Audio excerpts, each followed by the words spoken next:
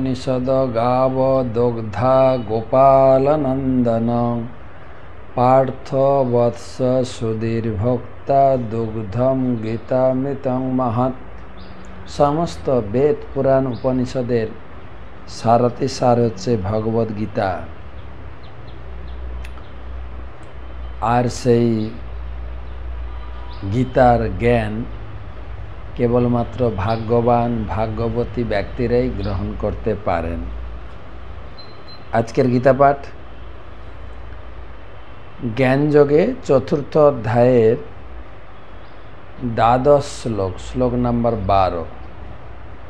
কাঙ্ক্ষন্ত কর্মণাম সিদ্ধিম যজন্ত ইহ দেবতা ক্ষিপ্রম হি মানুষে লোকে সিদ্ধির ভবতি কর্মজা।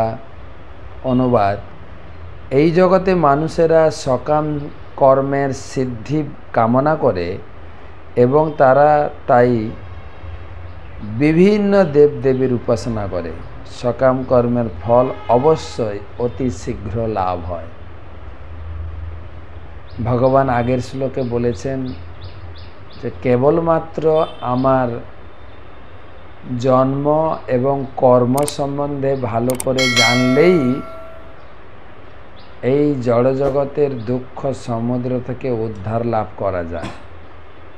এবং 11 নম্বর শ্লোকে দৃষ্টান্ত দিলেন যে অনেকেই এইভাবে আমার জন্ম কর্ম সম্বন্ধে বিস্তারিত জ্ঞানের আশ্রয় গ্রহণ করেই তারা মুক্তি লাভ করেছেন। বহব জ্ঞান তপসা পুতা পবিত্র হয়েছে। কিন্তু ভক্তি, ভগবানকে লাভ করা এবং এই জগৎ থেকে উদ্ধার পাওয়া একটা সাধনা। এটা অনেক দীর্ঘ প্রসেস বা পন্থা। তার 9টা ধাপ আছে। নববিধা ভক্তি: শ্রবণ, কীর্তন, স্মরণ, বন্দন, পাদ সেবন, সখ্য, আত্মনিবেদন। অনেক 9টা ধাপ।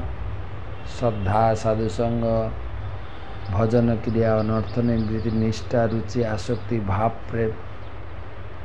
সেই জন্য লোকে এতটা ধৈর্য ধারণ না করতে পেরে তাড়াতাড়ি ফল লাভ করার জন্য দেবদেবীর পূজা করে। সেটা আজকে শ্লোকে বলছেন। যারা তাড়াতাড়ি ফল লাভ করতে চায় তারা দেবদেবীর পূজা করে, কিন্তু আমার পূজা করে এই জগতের দুঃখ থেকে মুক্তি পেতে গেলে একটু সময় লেগে যায়। মানুষ সেই জন্য দেবদেবীর পিছনে ছুটে।